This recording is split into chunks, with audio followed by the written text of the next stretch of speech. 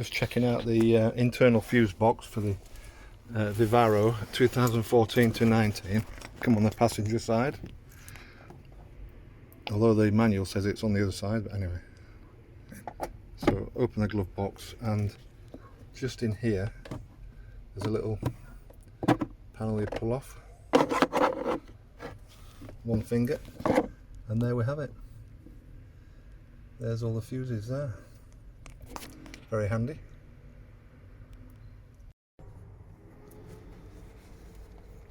What I'm trying to achieve now is I found the fuse box. So what I need to do now, this is out the manual here, so it gives the location, the numbers of the fuses, and the actual circuit. I've taken a photograph and printed it out of the actual fuses and the fuse sizes, written the fuse sizes on here, you can see that. So what I need to do, I've chosen a couple of circuits. So one's the cigarette lighter power outlet at the front here, one's the load compartment power outlet, which I've had a look, there isn't one here, but there's still a fuse in it. One's for the reversing lights for the camera modification, and possibly the like the interior lighting, number 34 as well, because that way we can pull a couple of the fuses out and see if the power goes off to those circuits. If it does, we can safely assume all the rest are okay. I've been on the internet and there's lots of variants, so all with different numbered fuses, and yeah, it's a very confusing, so you need to get this right and prove which is which. Okay,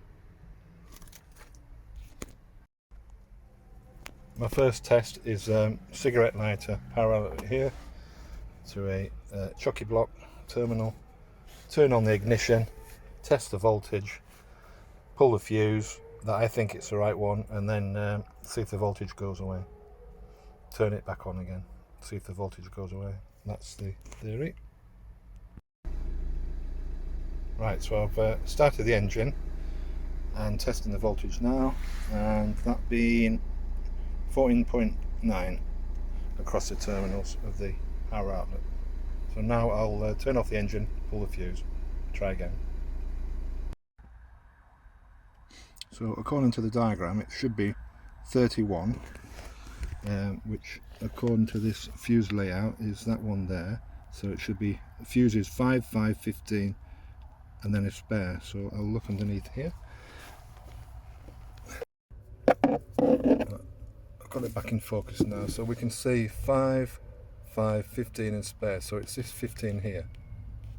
There, you see that one? That one. Okay, so I pulled it out with a pair of long nose pliers, some small ones.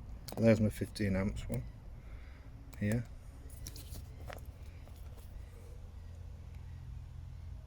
Okay, that should be the one, so that should go off now. That's the with the fuse out, the ignition's back on and it's reading 0. So far so good. So that's the power socket identified there. Probably just put the fuse back in and just double check it. So I'll put the 15 amp one for the power socket back in up here. Just see. That's in up there, and I'm going to take out number, let's have a look, 34 actually, which is interior lighting and air conditioning, because that's an easier one to get to. The other one was a bit fiddly, so it should be looking at that 34, it should be the 10 amp one on the third rack along. 1, 2, 3, so it's this red one here, this 10 amp here.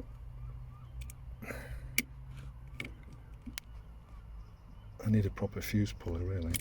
There, that one's out. With the 15 amp fuse for the power outlet back in, just checking the voltage again, just to make sure I plugged it in properly, and there you go, it's 14.8 volts again. They are a bit fiddly to get to, especially the ones that are covered in the plastic higher up. So theoretically the cabin light should have gone off, which they have. So that 10 amp one's good as well. And then the air conditioning shouldn't work.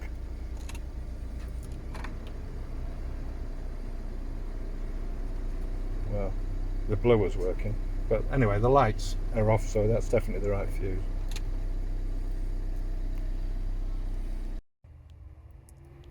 So that's the 10 amp fuse back in, and the courtesy light under the glove compartment's back on, and the one on the ceiling's back on as well. So we're good to go on that. So that's two. I'm quite happy that all this is correct now. So just with the ignition on but the engine off, I've put it into reverse, and the reverse lights are on. So now I can pull the fuse and just make sure that we know where that one is as well.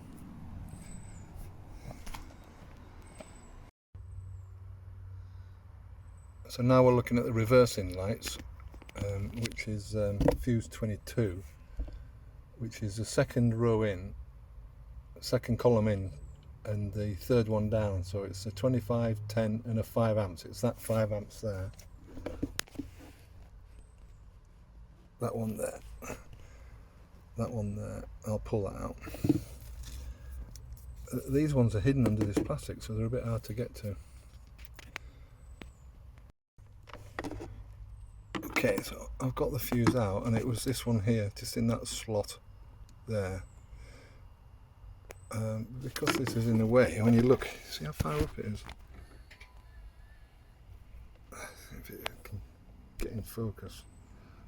It's quite hidden, so quite tricky to get in. So with the fuse out, F22, and that's the lights off now. That's where they are, the reverse lights. I'll just put it back in and just double check that everything's okay after I put it in. Right, that's the 5 amp one back in, second row in from the left, second column in from the left, and third one down. Tricky, very tricky getting them back in, I must say, at that angle.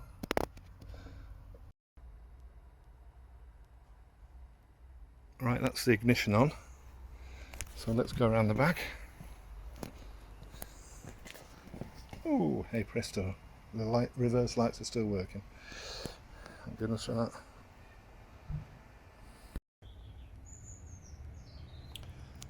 So, I've just been round to Halfords to get a few little bits and bobs, fuses, breakouts, a little bit of cable, because I've ordered some stuff on Amazon, but that won't be here till tomorrow. So what I've realised is here's the colour coding for fuses.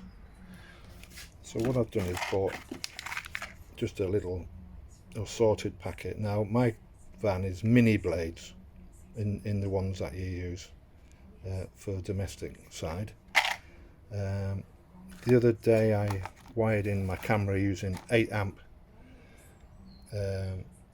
red and black cable. I've ordered some twin cable, but I've also bought, just for little projects, bought some 17 amp cable here, wire, black and red, and a little fuse holder.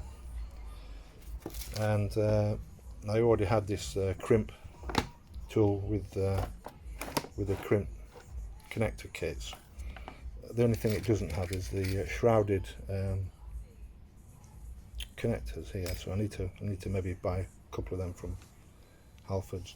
But what I would say is, if you're crimping, I'm an electrician. I'm not really into auto electrics, but I'm learning. But crimp wise, always go for the double crimper rather than the single, because it gives a lot better crimp.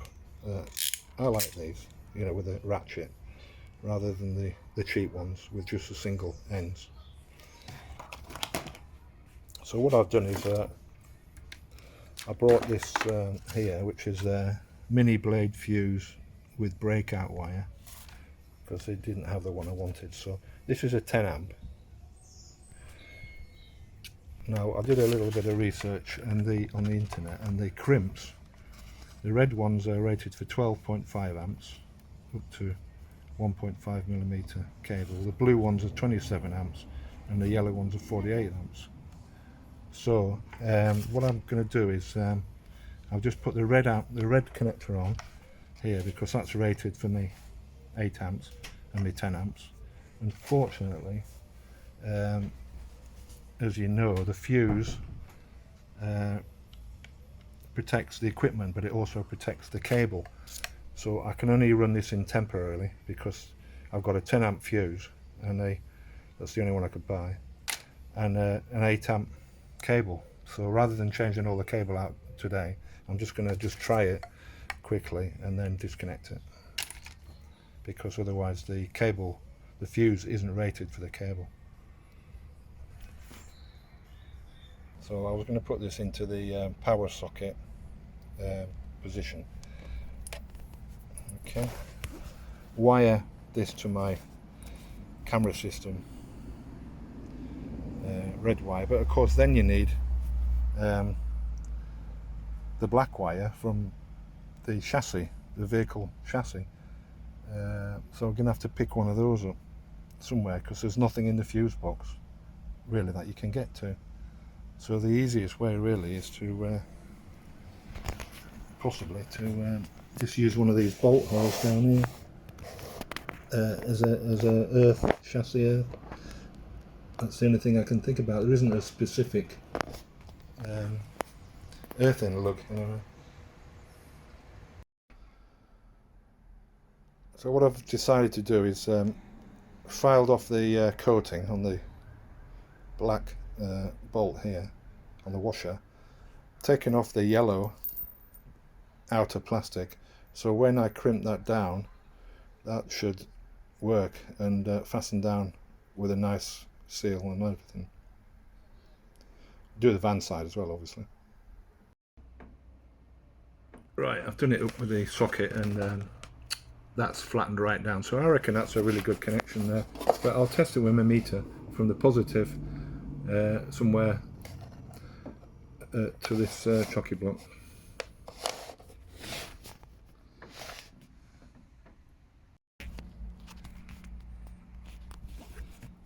So the one I'm going to put the fuse into is this number 10 here, which is saying spare, and it's the multimedia trailer hitch. It's on the non-ignition, but I know that. This is just as a test, and also choosing that one because it's very easy to get to here, and it's wired in ready. So that's what I'm going to do. Just be careful when I put it in, obviously.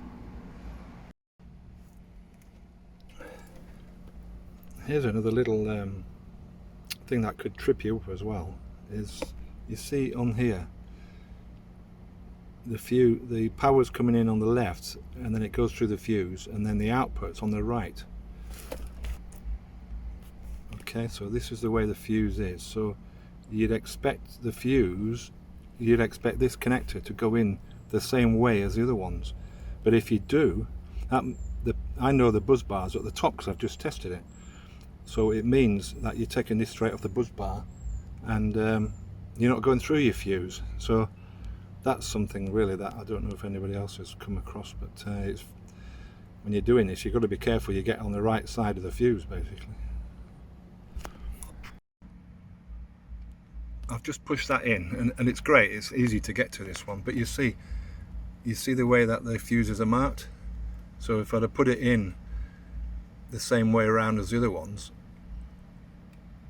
I would have been just taking my wire straight off the buzz bar rather than going through the fuse.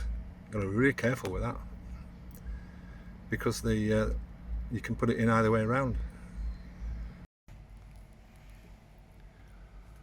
The system's coming along now. This is my second phase of it.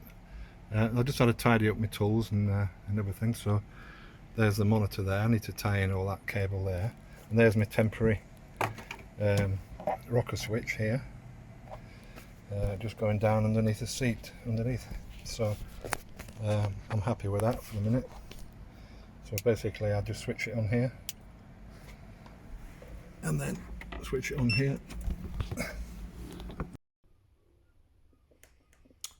My little car fuse jacks arrived from Amazon.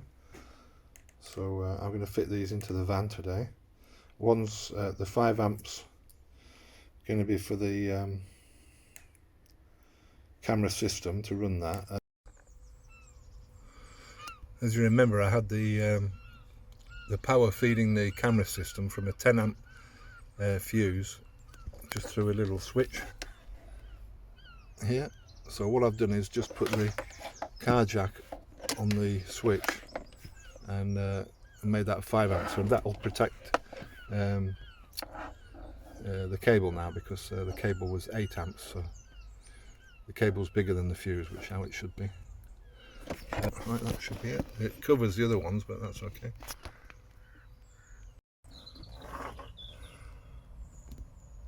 So I've turned all the fuses round so they all look better now for reading, and I've just put the little switch up here just for the minute, and then camera on, yay, camera off. Moving